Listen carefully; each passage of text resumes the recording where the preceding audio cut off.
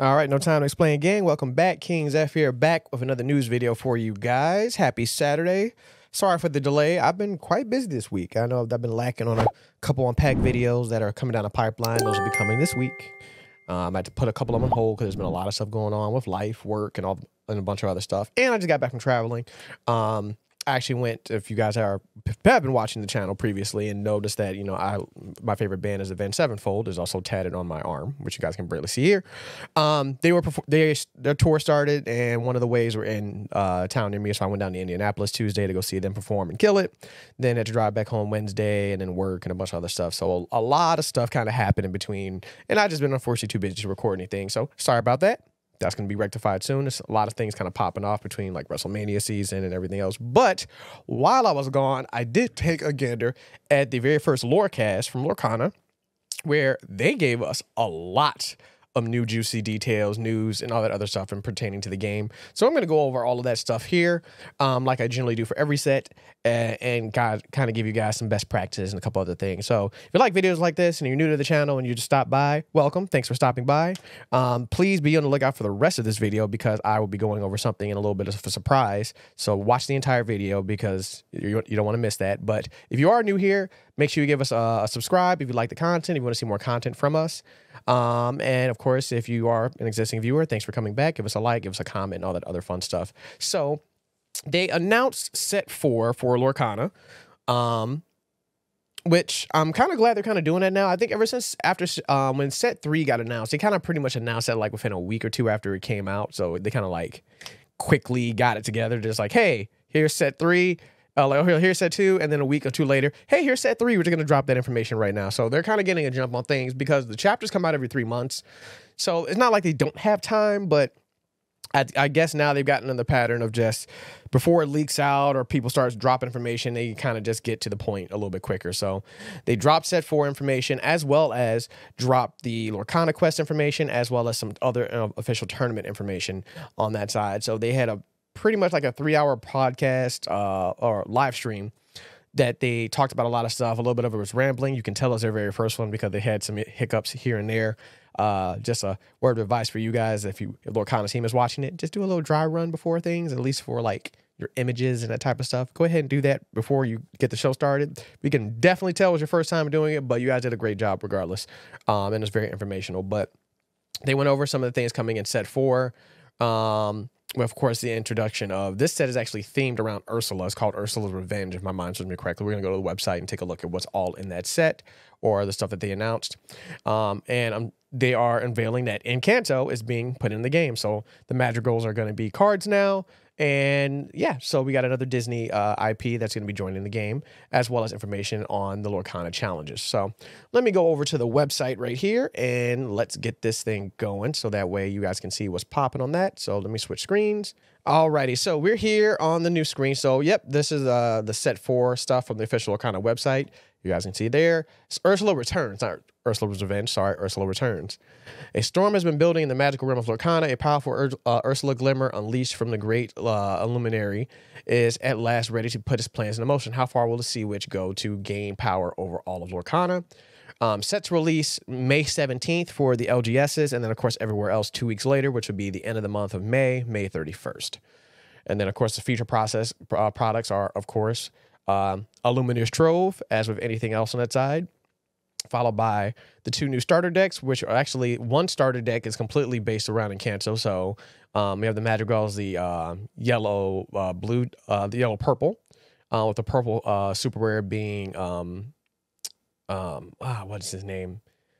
And I just drew a blank just so fast. Oh, Bruno. Sorry. Like I said, my brain just stopped for a hot second.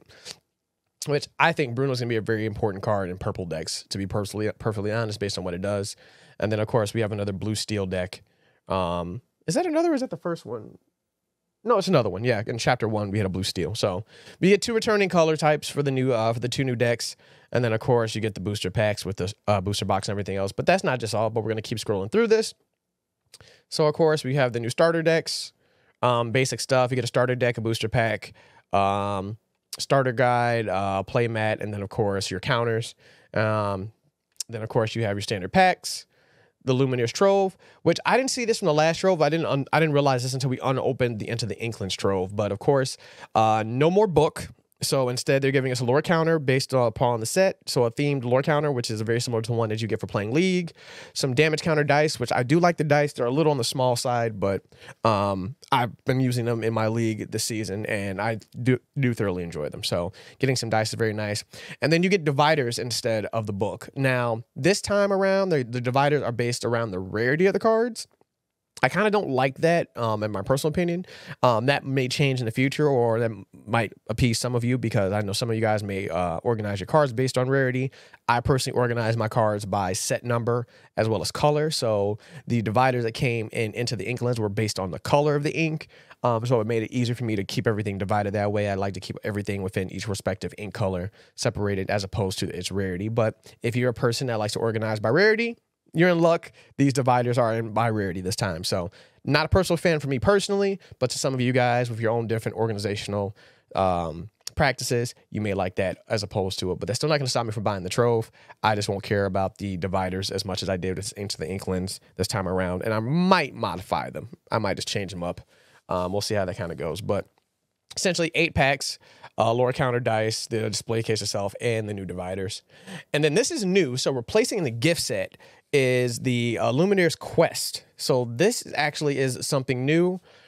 We don't know how much this is going to cost. I don't know if they put the prices up there. We're going to actually look into more details on that in just a hot second. But usually the gift set costs $30. I foresee this one, excuse me, probably costing $49.99, very similar to the D100 gift set from Chapter 2, considering that this is actually like a campaign event. This isn't just a box set. So, basically, with the description here, it says, face an opponent like no other in the thrilling Lorcana TCG experience. You must stand against Ursula and her entangled glimmer. Even as her power increases, cunning as ever, the witch plays by her own rules and with her own special deck. Try all 4 difficulties. With the contents of this box, you would take on Ursula's forces solo or competitively with a friend, so you can play this with more than one person. You can also add up to 2 more friends with the decks to your side for a total of 4 players. Players can use any standard Lorcana deck. It includes 1 oversized Ursula card, which looks like it's just decorative just from how the image looks on here. It doesn't look like an official Ursula card, but we'll see more about that as time passes. 1 Ursula scenario deck, which is the 50-card deck. That's in gold instead of black, which I actually do like the idea of different back color cards. It doesn't make too much of a difference if you have your cards in sleeves, for the exception of clear ones, but I do like that idea. Maybe some promos can probably have gold colored or different color backings in the future, just for the sake of like promo cards and on that side. 2 pre-built decks, 2 oversized double-sized battle cards, which will appear to be strategy. 1 big trouble playmat. The playmat they didn't show. There might be a paper playmat. I kind of hope it isn't. If it's a really nice playmat or like just maybe a cheaper material, that'd be nice. It's more than likely paper, but they don't have that image at all. It might be the thing that's folded up behind the guide. 1 Ursula draw token, 3 lore counters, so essentially probably 1 for each player and then 1 for Ursula. 29 damage counters, 1 secret victory card, which is a part of the Ursula contract, and then of course the rule sheet. So we'll look at that in a little bit more detail in a hot second. And then, of course, the new accessories. It looks like the accessories this time around are not based around this chapter. So we're getting the Big Tink playmat as well as Rapunzel playmat. This is, of course, a Chapter 1 and a Chapter 2 card. So the playmats and accessories this time around, looks like the sleeves are for Genie and Snow White. And the deck box is the same as well. So the accessories this time around are not based around the new set. It is based around the previous sets from Chapter 1 and Chapter 2, or Set 1 and Set 2. And then, of course, it says follow the previews on our app, where they also serve the new legendary Ursula card, which is the Shift 5, 7 cost, 4/7 strength and defense.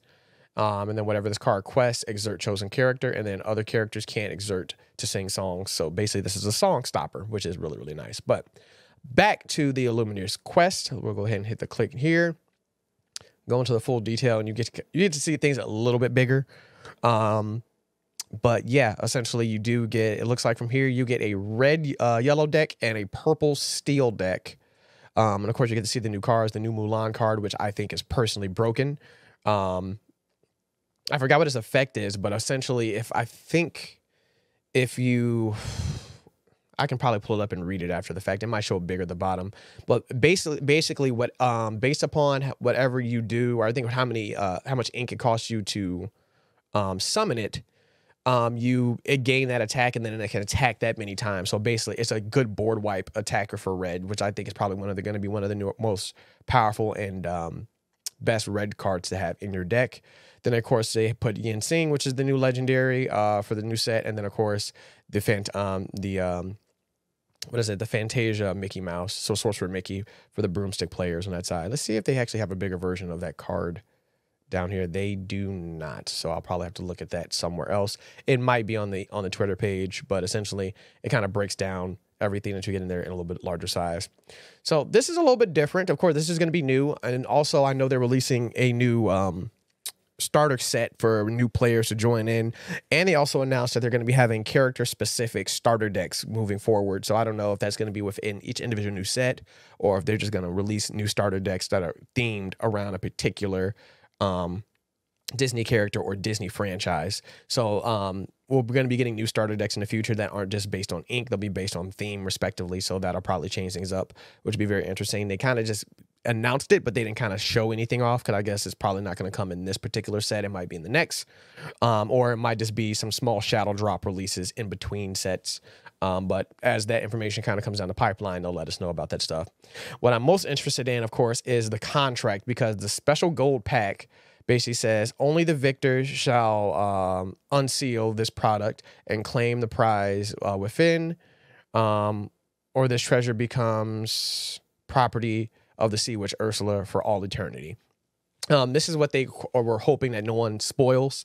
So as a channel that likes to go over Lorcana, plays Lorcana, and unboxes it, I will make that promise that when I get my hands on this, I will not open that pack on the channel. What'll probably end up happening is me and Mrs. IB Friction might play the campaign and record it, and then we'll open the pack after the fact, but we won't show what the card is on screen or whatever is inside. So we'll probably actually do a playthrough of the actual challenge or the quest, and then do all that other stuff after the fact. But I'll promise to you guys, to the Ravensburger team and Lorcana team, I won't show what's inside of the pack, just out of respect for you guys. I kind of want to keep that a secret. More than likely, if I was to take a shot in the dark, I would guess that maybe that card in there is an alternate art Ursula, basically the Ursula that's on this cover art and on the oversized version.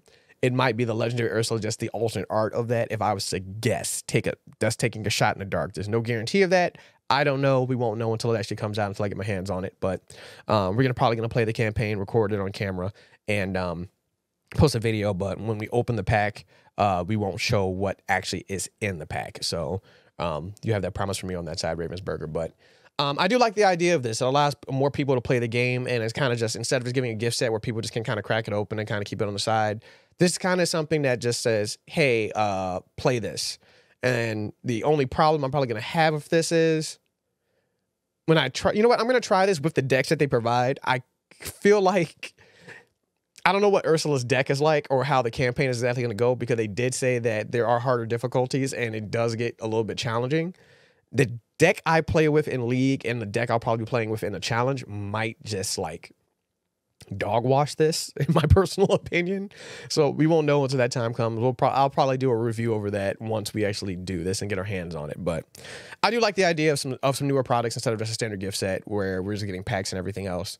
So yeah, but in terms of pricing, I'm gonna assume and take a shot in the dark that this is gonna be $49.99, because you're getting essentially 3 decks and a bunch of other stuff, as opposed to the 4 packs and the 2 promos and the 2 oversized promos. But outside of that, probably the major news announcement that everybody was waiting for was the Lorcana Challenge event, which is basically going to be the tournament circuit. So we're going to go over here to Twitter.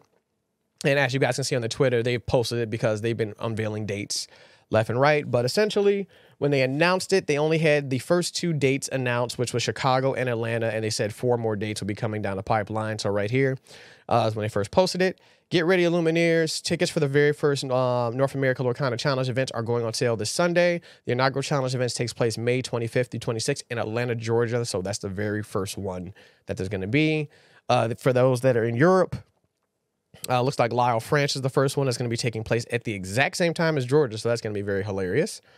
And then they said they would provide more information. So for the European crowd, it looks like the dates are going to be almost similar. They're going to be around the same. But the first one is going to be the same time. But Lyle France, both from Germany, Bologna, Italy, and then Birmingham, United Kingdom are your first four dates for the Lorcana Challenge. As for North America, we have May 25th to 26th, Atlanta, Georgia, June 8th through 9th, Chicago, Illinois, July 20th to 24th for Fort Worth, Texas, August 24th to 25th for Ontario, Toronto, Ontario, Canada, September, Las Vegas, and October, Seattle, Washington.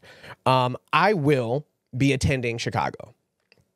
So if you guys want to potentially do something together or potentially meet up and all that other stuff, and if you play Lorcana, you will probably have that opportunity. I know it's a cap of 512 players as of right now, but I will be registering for the Chicago one because I live near Chicago, so that makes more logical sense.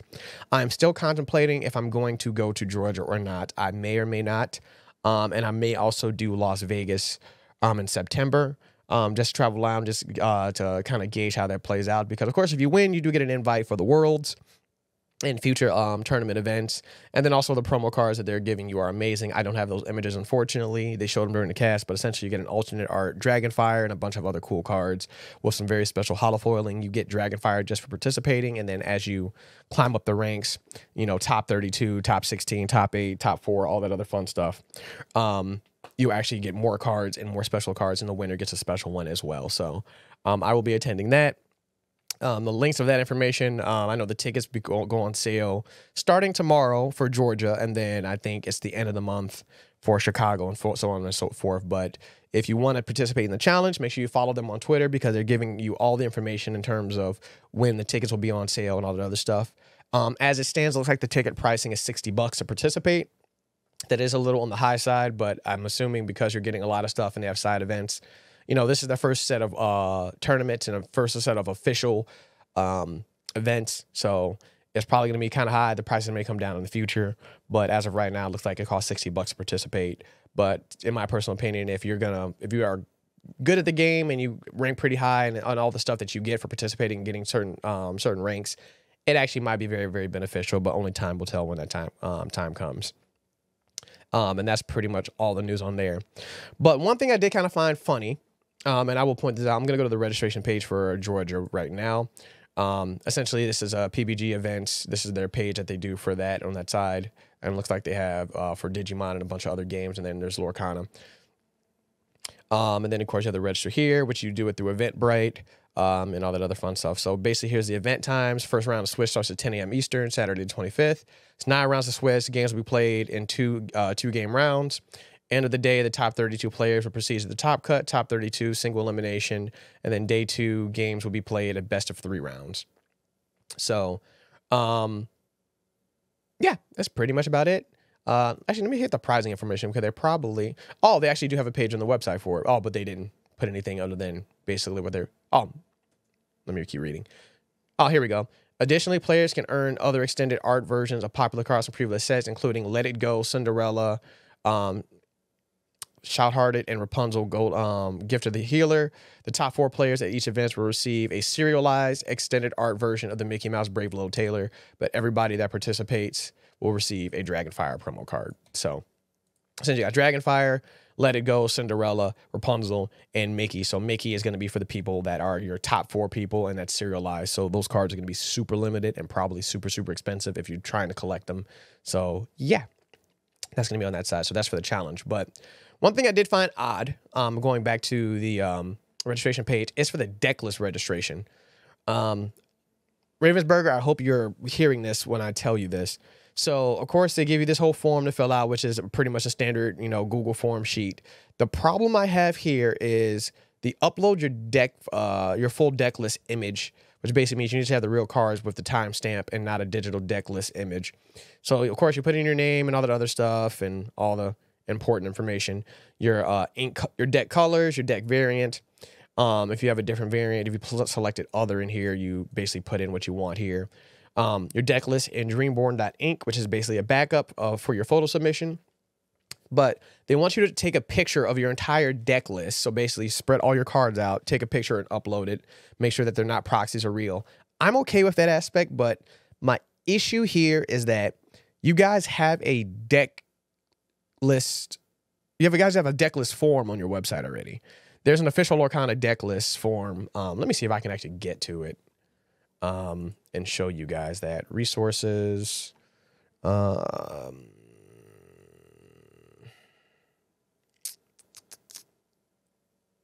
Oh, deck registration sheet. Here it is. Sorry.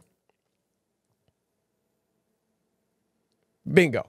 So you have this deck registration sheet. I don't know if you're going to do this when you're at the event, because it does have the judge signature and everything at the bottom. But like, you have this sheet here to use as a deck checklist. I kind of don't get the purpose of like taking a picture of your deck in picture form and uploading it that way. Like, I guess it's just to make sure that you're not using proxies. And that's probably the only rhyme or reason why you would do that, I guess.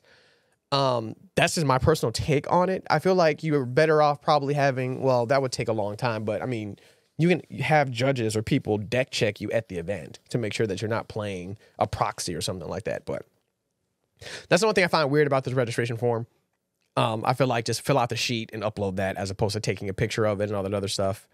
It's a little weird to me, but it is what it is at that point in time. But yes, you have to fill that out, get that done prior to the event.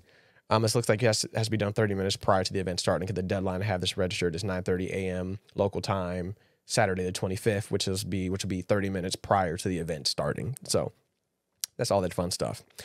So what does that mean for you guys? It basically means we are officially into the constructed period. Now, next month, which it will be in April, I know they're doing the LGS official thing, which is the championship, which will give you the Stitch alternate art variant and the Stitch playmat. I don't recall if winning that gives you invitations to anything else on that or not. They really haven't given much details outside of how that's going to really work just yet. I know that's going to be probably handled more or less by the LGSs. The only information that they've been talking about in terms of that is like LGS is registering for that tournament, which I believe the only rule for that is that they have to run league to run that tournament. I'm still waiting on that information to come through because I'll be participating in my LGS when that time comes for that as well. I'm going to try to win the alternate art Stitch card and maybe just a play mat just to have. Really won't care. I'm not a big Stitch person, but I like winning. I would like to potentially be like one of the best players in my area and in my league, and that's just what I want to do. But in terms of the challenges, I do love the idea of them. I do like how a bunch of other things are going to be going on. So my only issue with this is I have the same thing with YCSs. For Yu-Gi-Oh standpoint, is that they are going to be doing side events at the challenge. So I'm guessing that if you get knocked out early, or if you couldn't sign up for the actual official play, that you have side events to play in. That's the part I'm going to be a little bit more intrigued about, to see what they're going to be doing for that and how they're handling it. Yu-Gi-Oh does this too, and they have a lot of side events that I would kind of like to participate in. My issue is that the side events for Yu-Gi-Oh take place during the official tournament. So if you're playing the main event, you can't play main event and a side event at the same time. You basically have to drop out of the main event, or basically lose enough to know you're not going to qualify for day 2 to then participate in the side event. And I feel like the side event maybe should be done on the second day, so that way as many people can participate in them as humanly possible.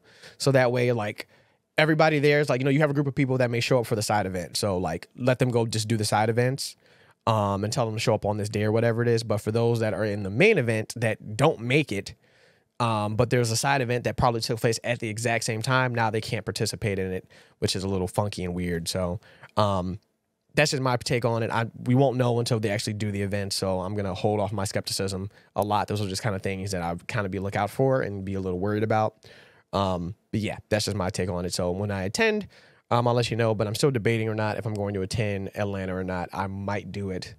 I'm probably leaning towards the direction of possibly doing it. So I'm just to get a grip of things and probably prep for Chicago more or less than anything else.